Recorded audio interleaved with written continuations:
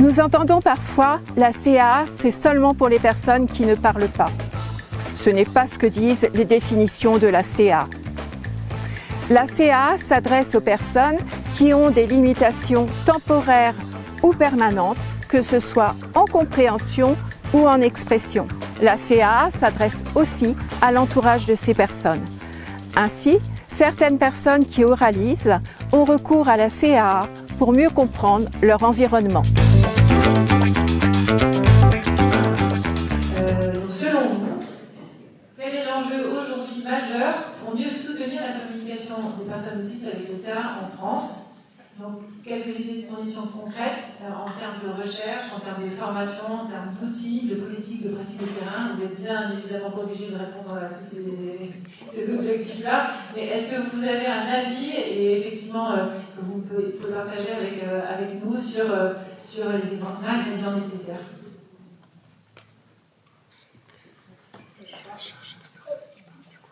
Oui, merci. Alors, c'est vrai que pour l'instant, moi, la connaissance que j'ai de l'utilisation de la CA est relativement limitée, parce que j'ai vu dans les EM, et puis un peu ce que j'ai vu dans les recherches. Et je me pose des questions, d'une part, sur la fluidité d'usage en fonction, selon les fonctions. Donc, effectivement, on voit bien que parfois, ça peut limiter l'engagement des autres partenaires, parce que c'est un peu compliqué d'un point de vue séquentiel, d'utiliser des images, donc je ne sais pas si ça a été vraiment étudié, ou s'il y aurait une étude à faire sur les problèmes de temporalité et l'impact que ça a sur l'échange. Et on a vu aussi l'impact des difficultés motrices aussi, hein. Donc comment bien ajuster le choix du type de communication alternative pour permettre cette variété de fonctions, et aussi que ça s'ajuste bien aux particularités physiques, que ce ne soit pas juste pour tout le monde la même CA. Merci. Moi, au départ, je suis clinicienne. J'ai travaillé en tant qu'orthophoniste auprès de personnes adultes, auprès d'enfants autistes ou non autistes, et ceux en institution ou en libéral, avec beaucoup de familles notamment. Et j'ai pratiqué et je pratique la CA principalement auprès de personnes qui ont des troubles cognitifs.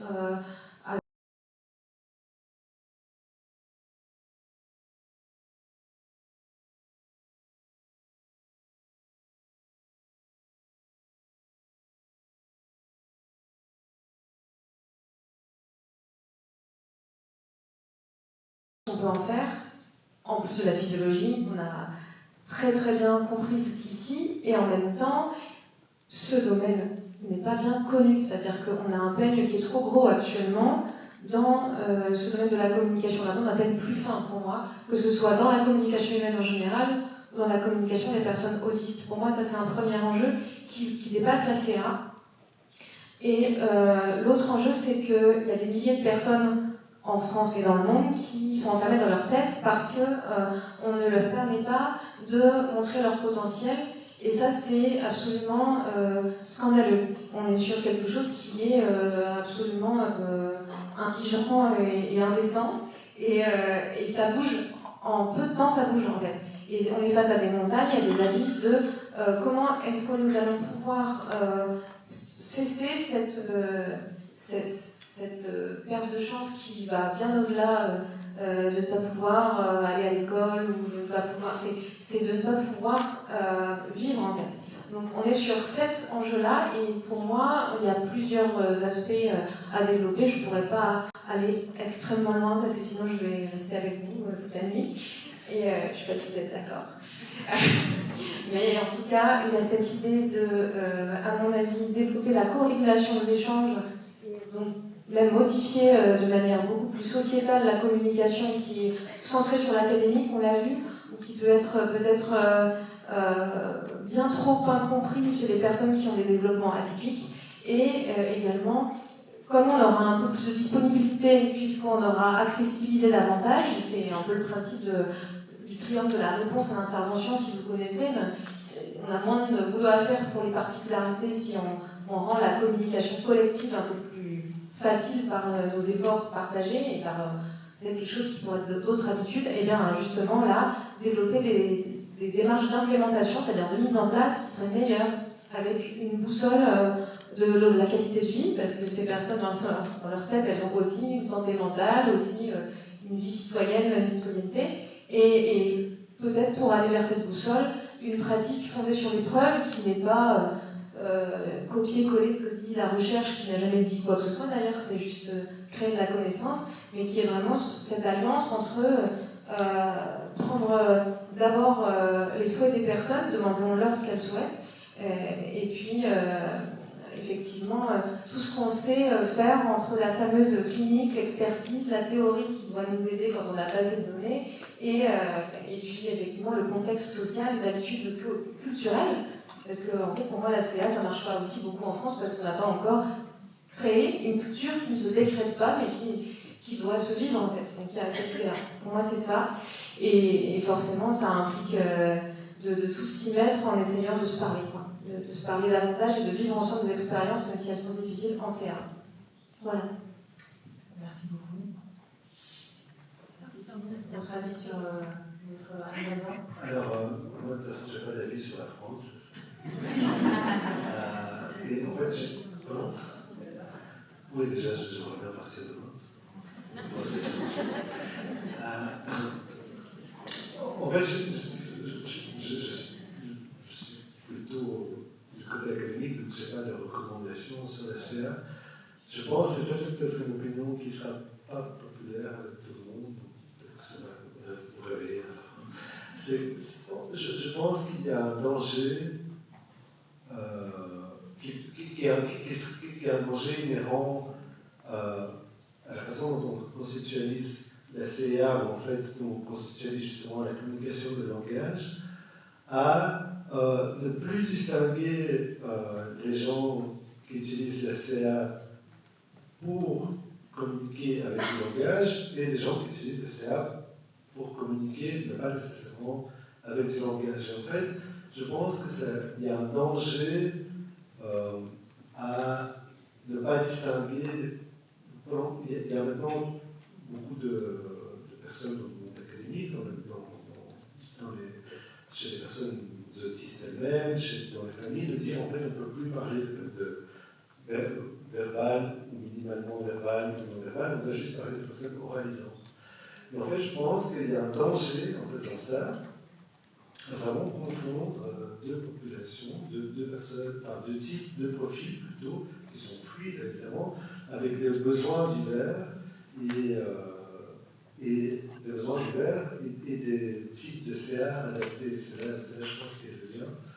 Donc ça, c'est la première chose. La deuxième chose, je pense qu'il y a un danger, mais ça c'est juste moi, il y a un danger qui va arriver maintenant auquel il faut faire attention, avec le développement des intelligences artificielles. En fait, il y aura une tendance, on aura des outils de plus en plus performants, on les a déjà, en fait, on les utilise nous, en fait, pas dans les CA, on les utilise pour écrire des emails. Et je pense qu'il y aura un danger auquel il faudra faire attention de ne pas retomber dans le travers que l'outil a déjà connu avec la communication facilitée, des choses comme ça, de toujours bien certain que la personne qui communique, c'est la personne autiste, pas la personne de côté. Et la tentation sera forte, je pense. J'espère que je me trompe et que je fais juste une sorte de prophétie un peu catastrophiste, mais je pense que ça va pas changer. Merci, effectivement, vous avez, si j'essaie de reprendre un peu les mots-clés de ce que vous avez exprimé les uns et les autres, donc il y a la question de la fluidité, de la synchronie, de la motricité qui effectivement semble quand même quelque chose qui a été sous-considéré jusqu'à présent dans le déploiement de cet outil. Ça c'est effectivement ce que vous avez souligné, puis c'est très très en phase avec ce qu'on a entendu sur les besoins primaires pour communiquer. Donc je pense que c'est quelque chose qu'il faut donc peut-être penser et intégrer dans nos pratiques. Vous avez, la première, c'était aussi la question de la personnalisation, que vous avez vraiment vous appuyé. Donc, personnaliser, c'est effectivement chercher le taux de détermination et la vie de la personne. Donc, ça, c'est essentiel. À quoi ça sert de communiquer, effectivement, pour la personne et quel est son objet à elle. Vous avez, évoqué, avec vos mots, mais la question de l'insuffisance aussi de la formation et de l'information, puisqu'on reste encore très ancré dans des stéréotypes aussi, qui sont ou autre. C'est ce que vous avez évoqué dans les biais. Et d'un point de vue académique, je dirais, si j'arrive à un peu essorer vos paroles, cette confusion, moi je la partage avec vous sur la question de la recherche et les actes de recherche qu'on voit venir. On nous pousse effectivement à ne plus, pour des questions aussi politiques et en tout cas de démagogie dans l'utilisation de nos lexiques, nous pousse à effectivement lisser les différences, lisser les groupes, et effectivement ça touche cette caractéristique de l'action du verbal non-verbal. Donc un débat sémantique devient un débat un peu académique. Est-ce que c'est un peu ça ce que vous avez voulu compléter? Et est-ce que ça évoque des questions dans la salle, cette première entrée de jeu partagée? Est-ce que vous avez autre chose à ajouter qui ne serait pas mis en avant dans cet échange? Vous êtes tous hypoglycémiques. J'aurais plaisir.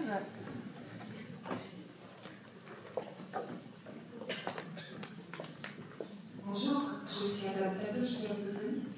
J'aurais plaisir à ce que vous développiez votre appréhension. Une appréhension, c'est très intéressant. On parle souvent des lanceurs d'alerte. Donc, c'est toujours quelque chose à laquelle on doit être attentif. Que vous développiez votre appréhension concernant l'utilisation du terme verbal, minimalement verbal, etc. Et non oralisant pour que je comprenne mieux. Eh bien, il y a dans la communauté de la recherche sur l'autisme, il y a vraiment une grande part, il y a une certaine proportion des chercheurs, des chercheuses soutenus par des chercheurs et des chercheuses autistes ou des gens autistes simplement qui font partie de l'écosystème autour, qui disent que, en fait, l'utilisation du terme verbal-non-verbal, qui était le terme standard, est quelque chose qui devrait être évité. Donc on devrait parler, en fait en anglais, c'est speaking non speak. Parce que, et donc les arguments étant, il y a des arguments de perception de ce que ça voudrait dire, mais je trouve que ce n'est pas un terme verbal-non-verbal, ce n'est pas un terme dérogatoire. Je pense qu'il faut éviter à tout prix d'utiliser des termes qui blessent les gens. Mais ici, il s'agit vraiment d'un terme relativement technique qui est communiquant, ou pas communiquant, avec du langage structurel. Or,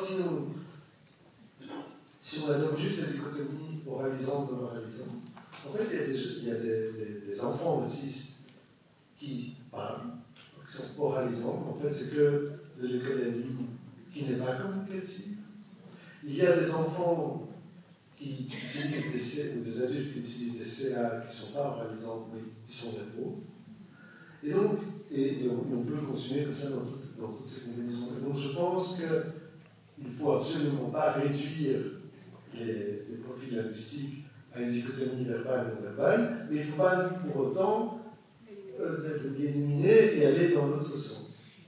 Parce qu'en fait, ce n'est pas du tout les mêmes besoins, les mêmes supports.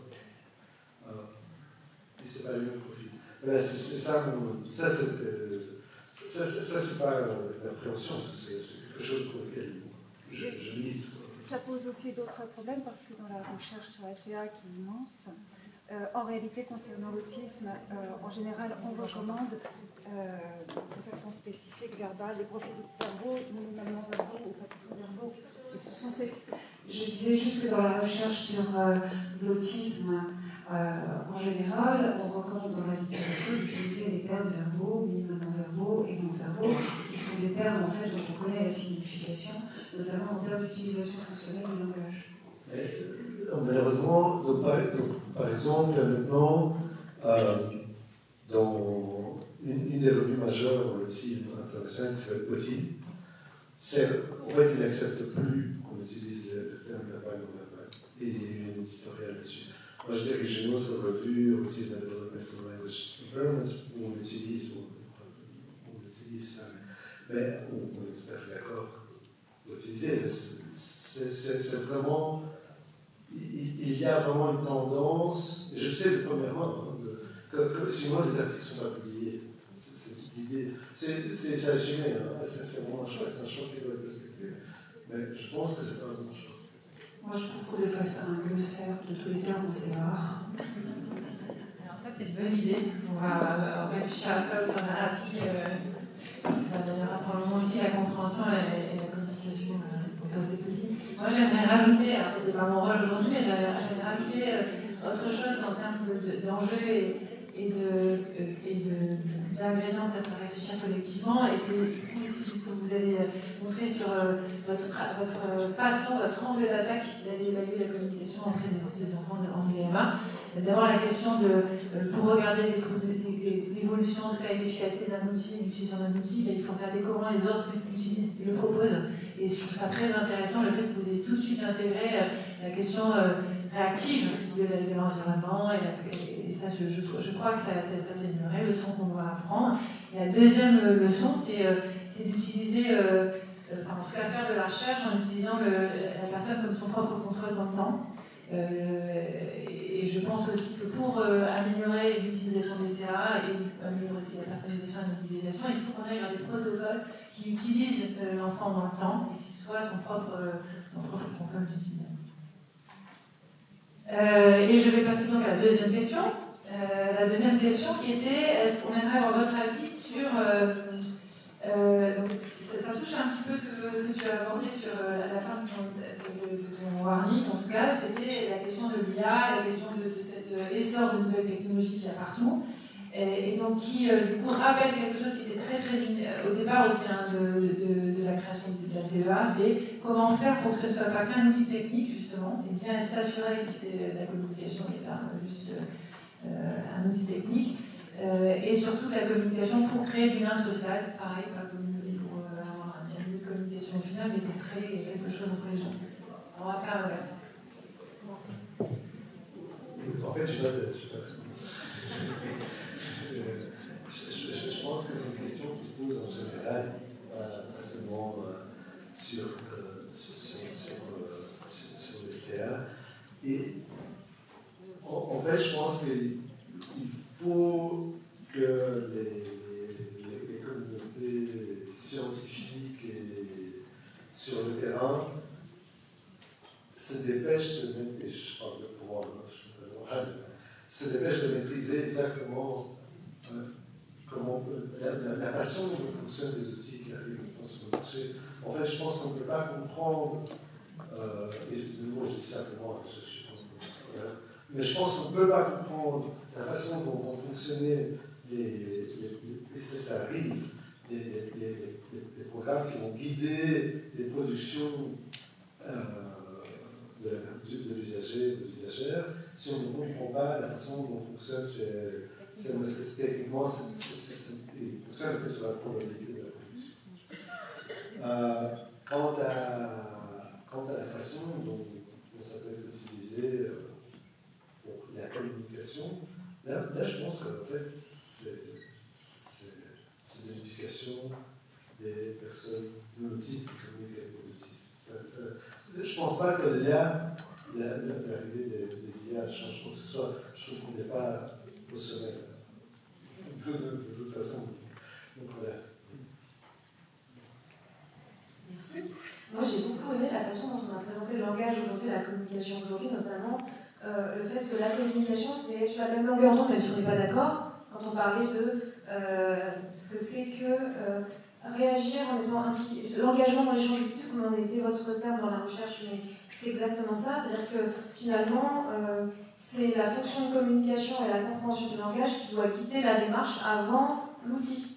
Et bien sûr, il faut connaître les outils, mais il faut les connaître pour savoir comment les choisir pour qu'ils soient au service des objectifs et des développements. Donc, on n'est plus sur du collectif, certes, on est sur du personnalisé à fond, mais ceci dans un socle dans lequel, à mon avis, les personnes, quelles qu'elles soient, donc là on commence à parler des compétences psychosociales, doivent, à mon avis, être dans, c'est ce qu'on dit temple grounding, c'est ce qu'on est très nombreux à dire, c'est de dire il faut qu'on apprenne à co-réguler nos échanges C'est-à-dire, tiens, en fait, là, on est en train de changer de sujet, mais c'est quoi et en fait, ça, on peut le faire quand on n'est pas autiste, on peut le faire quand on ne communique pas avec la CA, on peut le faire quand on communique avec la CA, en se disant, mais peut-être que quand on regarde les fonctions de communication, la fonction de régulation de l'échange, la fonction de réparation de l'échange, elle ne devrait pas être une cerise sur le gâteau. Moi, je considère beaucoup, quand je fais équipe avec les personnes autistes et leurs familles, qu'on doit tout de suite y penser et se dire aussi comment la qualité de vie peut être déjà à l'état de survie grâce à la communication. Si une personne autiste se sent pas bien, mais comment on peut faire pour qu'elle aille bien grâce à la communication aussi. Donc il y a un peu des priorités à avoir, qui sont la priorité du bien-être, la priorité de comment on va monter la communication de la personne, dans la mesure où le collectif a déjà réfléchi à tout ça. Donc comment on peut penser tout ça. Donc forcément, là, c'est des questions de politique de santé, des politiques d'éducation et des cultures de société qui doivent évoluer. C'est pas une question de mots, de non-verbal, verbal. J'adore les mots, donc je sais que moi je préfère dire qu'une personne, qu'est-ce qu'elle fait, par exemple, plutôt d'avoir à dire non-oralisant, oralisant, verbal, non-verbal, mais on n'a pas des titres d'articles qui peuvent faire 25 lignes. Ce serait génial, dans ma tête à moi, bien sûr, vous imaginez. Mais je pense que vous n'avez pas le droit non plus, dans vos revues, de mettre exactement comment communique la population que vous avez. Donc, on doit avoir des mots et des expressions très concises. On est obligé parfois d'être concis. Donc, je vais vous laisser la parole. Merci. Moi, je pense aussi qu'il faut partir, comme vous disiez, des besoins des personnes concernées. Donc, il faut aussi davantage consulter les personnes concernées, les personnes autistes, les partenaires d'échange, les partenaires professionnels ou familiaux pour savoir comment ces outils de CA répondent ou pas à leurs besoins, qu'est-ce qu'il y aurait à développer le plus, faire preuve de créativité, peut-être qu'au départ, il ne faut pas se laisser imposer par l'outil technique les limites de ce qu'on peut faire avec. Donc on peut imaginer, si on a besoin de trouver un moyen par la CA de faire de l'humour, de faire du partage symbolique, est-ce qu'on peut le faire, est-ce qu'on ne peut pas le faire, et qu'est-ce qu'on peut changer dans les outils pour aller vers ces fonctions-là, pour partir vraiment des besoins et des expériences des personnes, que ce soit les professionnels, les familles et les personnes autistes elles-mêmes, pour pouvoir améliorer ces outils, pas laisser justement la fabrique des outils avec des gens techniques et une certaine représentation de la communication, mais qui n'est peut-être pas ce qui correspond aux personnes concernées.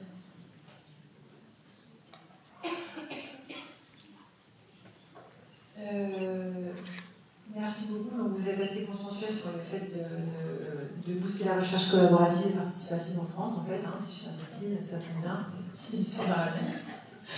De partir de corpus groupe et en tout cas de ne jamais considérer la CA et les évolutions de la CA sans partir de focus group et de patient, et participants, non, pas patient.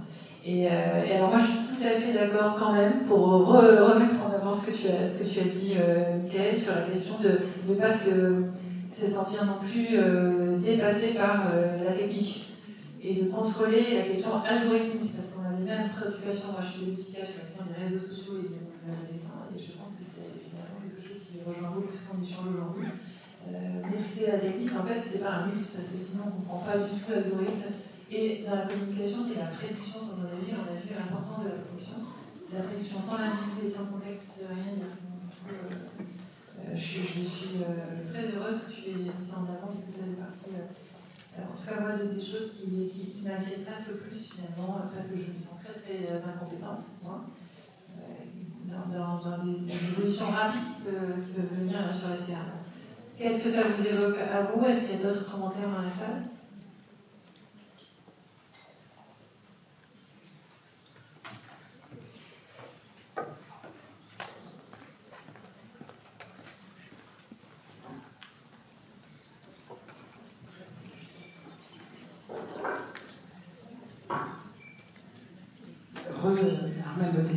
Orthophoniste. Moi, je pense qu'il faut aussi beaucoup penser à la compréhension, on n'en a pas parlé, évaluer la compréhension. On connaît, les gens de terrain, ils contraire, quand ils savent qu'il y a des tas de particularités de compréhension du langage oral, à la fois sur les messages reçus par la personne TSA, mais aussi sur les messages émis par la personne TSA.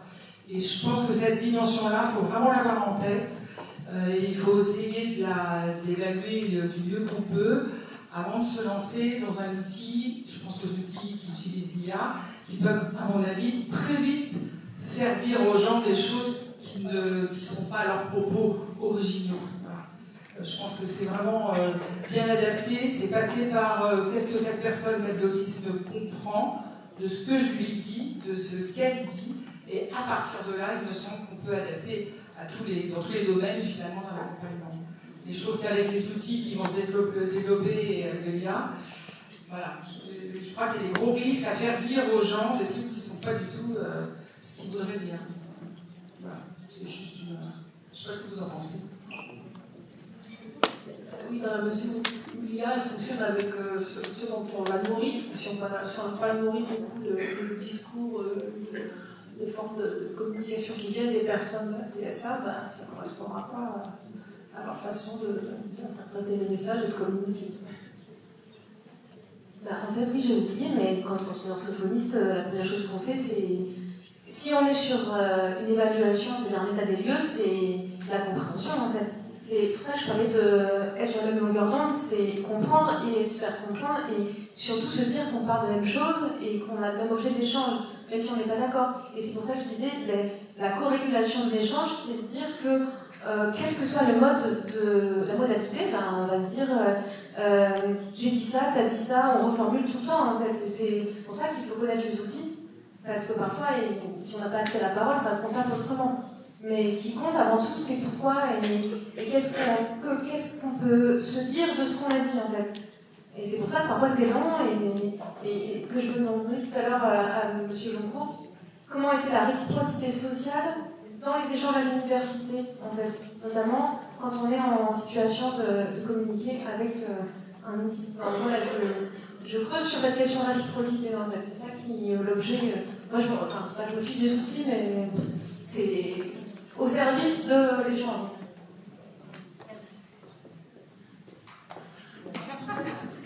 En fait, moi je lis des examens d'étudiants autistes qui utilisent l'IA, je peux vous dire, c'est pas exactement ce qu'ils disent non plus. C'est pas un problème général. Eh bien, merci pour votre attention et